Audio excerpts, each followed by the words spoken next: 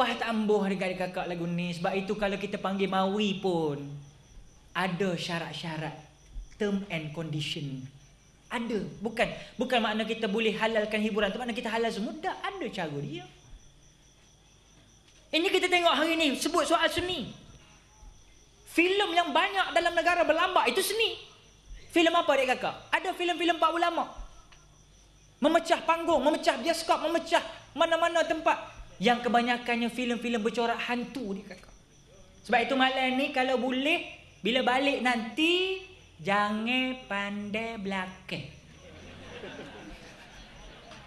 Ambo takut ada zombie kampung Bising. Bila ada gigit kepala kita, hak tinggalnya nanti waris jari hantu aja. Kalau pahal dah. Cerita-cerita begini, ialah kita, saya akan ucap syabas penggarapan filem dia orang seni. Tapi seni ni semua dia ambil kira balik. Bila di akhirat, semua kena ambil kira balik. Hak ni Tok Guru besarnya membangun sama Islam. Hak itu kerajaan apa? Kita kena kukuhkan sebab ini satu model. Inilah sebagai suatu modul utama, ikon dalam negara kita tuan-tuan. Yang nak membawa mesej Islam ke dalam masyarakat seluruhnya. Dalam negara Malaysia, amnya pada seluruh dunia. Apa yang marah sangat adik kakak? Saya minta maaf rakan-rakan UMNO. Apa yang marah sangat? Patut bersyukur. Tu Dr. Mahathir sendiri dalam sinar apa baru majalah baru. Dia sendiri royak muka depan dia kata, kalau boleh saya nak supaya rakyat Kelantan undilah PAS pada pilihan raya Kelantan. Ambo rasa mati hidup semula bila dengar tu Dr. Mahathir royak lagu tu.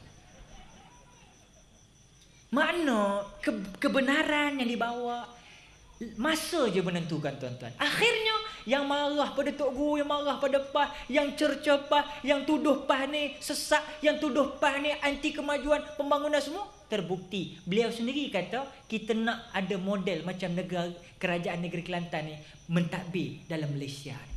Sebab kalau dibiar semua tuan adik kakak, ambo tak tahu adik kakak apa nak jadi kita ni. Soal murtad tadi Ustaz dah sebut. Bila disebutkan soal murtad tuan-tuan, mufti yang paling banyak dalam dunia, dalam negara mana tuan-tuan? Dek kakak, 2 saat dia sekarang. Paling banyak Malaysia. Tapi sehari aja bangun. Tok Peti Perak, Tok Peti aku tu. Bila dia sore-sore bangun, dia kata murtad ini sudah hampir 250,000 orang. Dia seorang lagi bercakap. Wartawan tanya pada mufti-mufti lain, mufti lain tentang isu murtad ni. Mufti lain rojok, dia kata tak apa, rojok pada mufti Perak semula. Semua balik ke dia kakak. Tu yang bila saya baru menerima kelahiran cahaya mata. Alhamdulillah, sempurnalah hidup, dah beristeri 5 orang anak. Jadi anak kelima ni, anak tengah nak daftar nama dia, hak reception kata, Ustaz tak tahu kau Tok Peti kita ada tingkat lapar. Kenapa?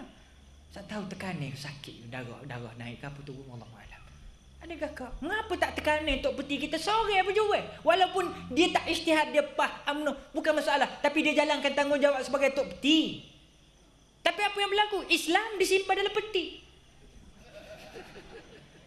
Jadi Tok Peti ni nak buka kunci dia, bagi sikit Islam ni untuk luar, untuk dalam, untuk luar, semua pakai Islam.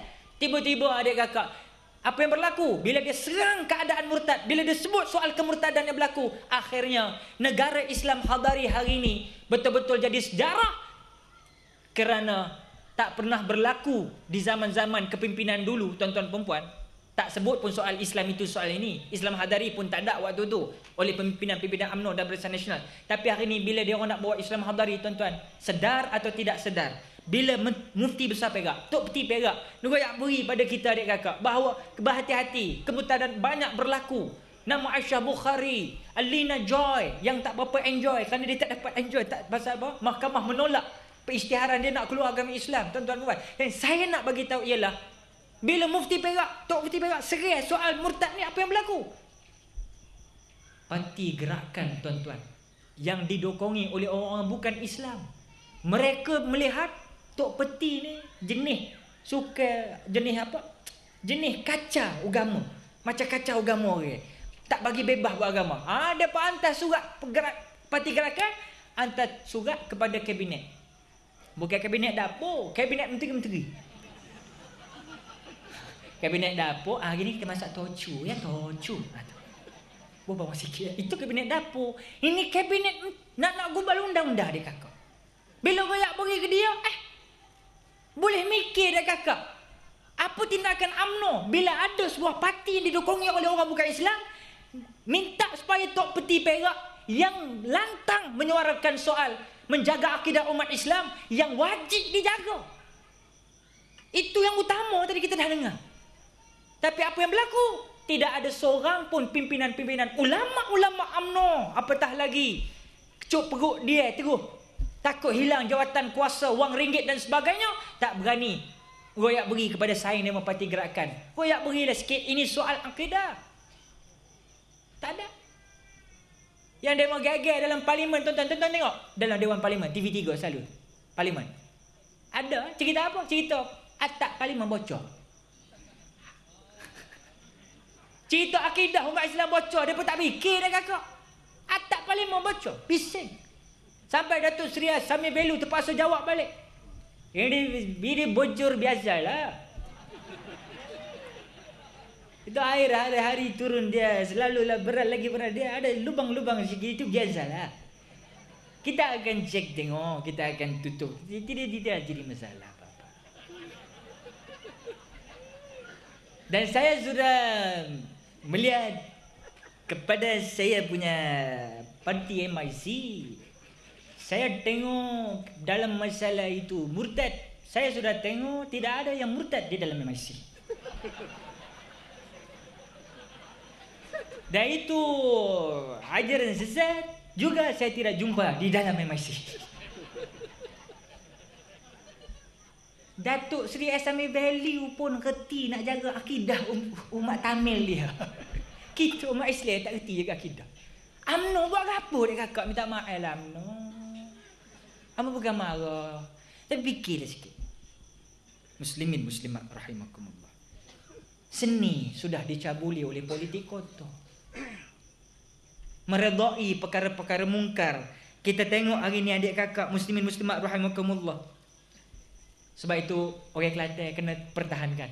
Pertahankan tuan-tuan. Kita tak mau jadi Pak Kaduk Perak, kita nak jadi Abu Naweh Kelantan. Tahu Abu Naweh? Abu Naweh ni orang cerdik, tapi dia bodoh. Tapi lah cerita dia untung. Sebab cerdik bodoh dia ni, lah dia nampak untung. Pasal apa? Cerdik sikit tu bantu dia untuk menuju puncak. Cerita dia, tadi Ustaz Y bin Ammar cerita pasal Pak Kaduk. Amat cerita sikit je. Pasal apa tadi? Abu Nawas. Abu Nawas ni satu hari diperintah raja. Abu Nawas, aku minta engkau ingin kau jawab soalan beta pada hari ini. Kalau kau tak dapat jawab soalan beta akan pancung kepala kau Abu Nawas. Abu Nawas terketar. Hulala.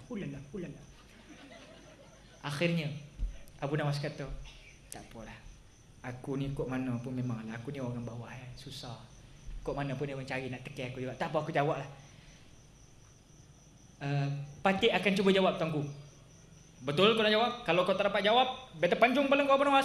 Betul tuanku. Patik jawab. Tapi syarat tuanku, apabila Patik nak menjawab soalan tuanku, Patik kenalah duduk di tempat tuanku. Engkau nak jawab soalan beta, engkau nak duduk di atas, beta di bawah untuk dengar. Ya, betul tuanku. Okey. Timbul soalan. Tubik soalan. Soalan mudah saja Abu Nawas.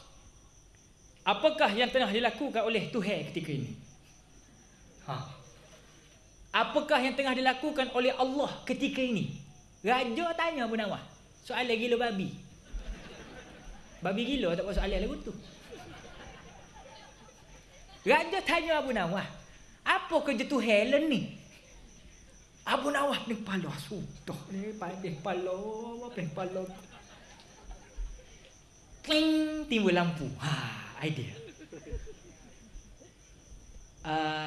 Hamba Patik dapat tuanku. Dapat jawapan? Dapat tuanku. Tapi tuanku Patik kena naik ke atas untuk menceritakan pada tuanku. Boleh? Boleh? Boleh? Mari sini apa?